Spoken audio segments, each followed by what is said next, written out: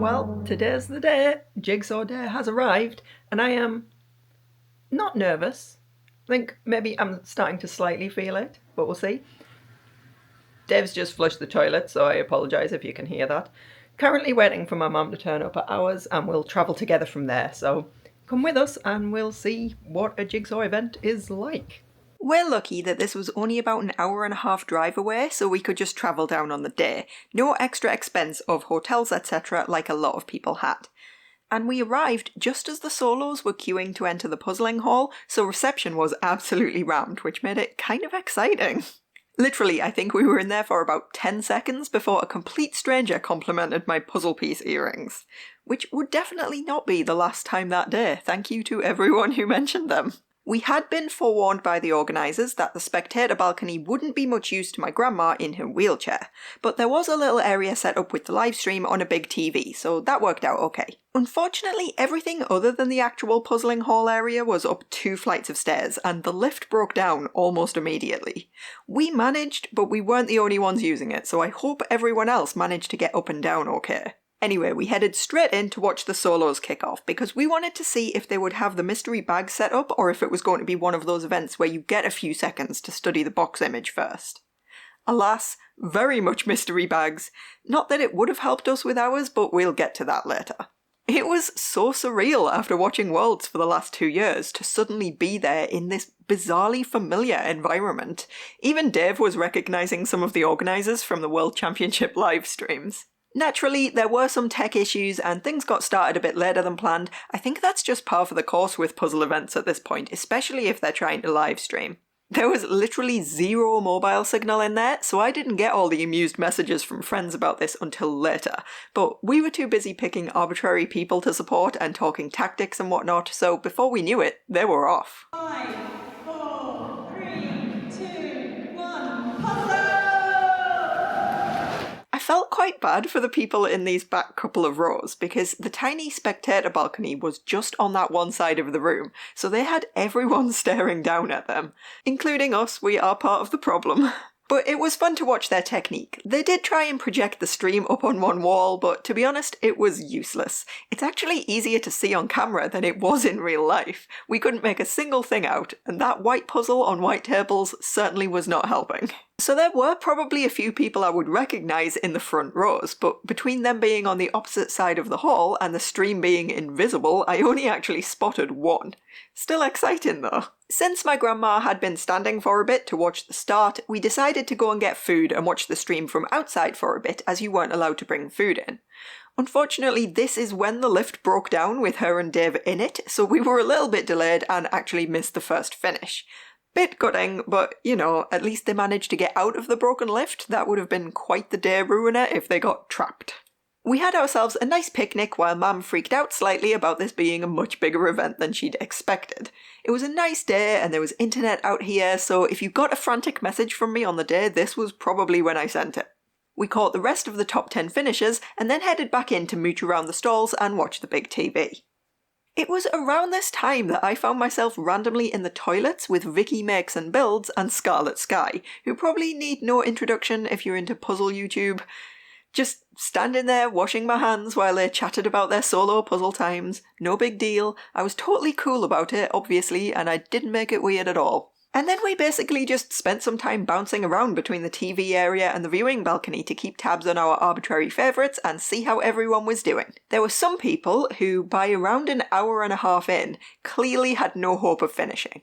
And that's fine, we cheered everyone just the same. But some of those people actually packed up and left before the time ran out, and I felt really bad for them. I hope they still had a good day out. The people still puzzling towards the end have my total respect. We happened to be standing right over this guy as the timer hurtled towards that deadline, and honestly for a bit it didn't look like he was going to make it, but in the last minute he had a sudden burst of speed and he got in there with 15 seconds to go. The place went wild. The far side. Brilliant. With solos over, we were able to check in for pairs, collect our lanyards and surprise bonus pin badges, and then I distracted myself at the stalls for a bit. This is also when Chloe came and talked to me, and I really should have asked you if you wanted to be in the video, but, well, you saw how awkward I was and hopefully you understand. Thank you for coming up to say hello though, that was so cool, it made my day, and thoroughly confused my grandma who still doesn't really understand what YouTube is. Before we knew it, it was time for pairs, and for actually the first time, sitting here I did start to get quite nervous. Especially when we sat down and the first thing my mother did was reflexively reach for the bag to open it and look inside. Thankfully she caught herself in time because, oh my god. Now my plan was to film a time-lapse of us doing our puzzle, but sadly the types of tables there were thoroughly incompatible with my tripod clamp. I think these tables are pretty standard at puzzle contests, so I'll have to invest in something better next time. Our table mates were so fast, and very foul-mouthed too, although I usually have to hold myself back while puzzling, so I get it. The downside was we were utterly humiliated by them, but the upside was that they cleared out and we got the table to ourselves, so not all bad. I completed this puzzle again at home just to get some footage, and you can maybe see why, when we were flipping the pieces and I was starting to pull out red bits and put them together, I honestly still had no idea what this was an image of. I had glanced at the box, literally just enough to see that it was a really busy image, which is usually my nemesis, and then I just decided to go with my gut and try my best. But actually the artist for this puzzle was very smart. There are lots of different textures and each individual area has a tiny white borderline around it, so things don't smush together in a confusing way. Normally, Mum would be working on the edges first, but this one was a bit tricky for that, so we ended up both just building sections by feel, and then she would hand hers off to me and I'd put everything where it's supposed to go, because I'm much quicker at looking at the box and she's much quicker when she doesn't have to. At one point I stood up to get a better view of the pieces on her side of the table, and that was a mistake, because it must have tricked a camera guy into thinking we were close to finishing, and he came up and I saw the tripod, but I was telling myself maybe it was facing away from us at the table next to us, glanced up, nope, that's us. Oh no. It was so much pressure, and I don't think we lived up to it, because thankfully they came over and moved the camera pretty quickly, but the relief of it leaving actually gave us a sudden spurt of progress, which was nice. And it seems like Discord enjoyed seeing us too. Interestingly, when I did this one myself, I struggled with that bottom right corner. And you can see from the stream footage, that's exactly where we struggled on the day as well. Confusing corner. Bad corner.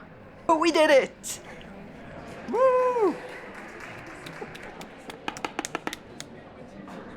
And what I like about this footage is that you can't see how awkward our interaction with the judge afterwards was. All you can see is my utter relief at being finished. We could not believe that time! Our average in practice is somewhere around 1:15 to 1:25, but we didn't think we would get anywhere near that because of the nerves. So to come in at 1:10 despite the added noise and the terror of a live event just felt so good. And I think that's probably the first time I actually looked around the hall and saw how many pairs were left. We weren't really thinking in terms of rank, we were just chuffed with our time, but that was when I realised we were definitely nowhere near last. Hooray! We unceremoniously wandered back up to the main bit and did some last minute shopping.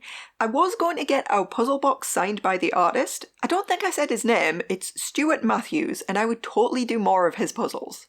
But the queue was quite long and I didn't want to miss the last finishes. So we headed back in to cheer them on, and by some random chance, ended up right above that same one guy who finished at the end of solos. So naturally, we were on team that guy. It wasn't to be for him and his partner, but these people on the next table over were a whole other story, and they got a great pop from the crowd.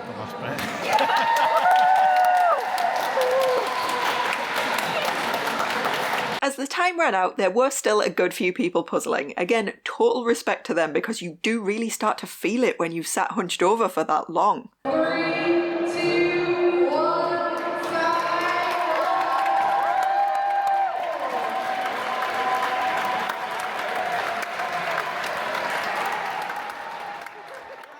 Well done to absolutely everyone who took part, because it's no small thing to put yourself out there in public. Okay, well, we are home. That went so much better than I ever expected. We got 1:10, and I don't know right now if that's a reveal. I don't know what this video is.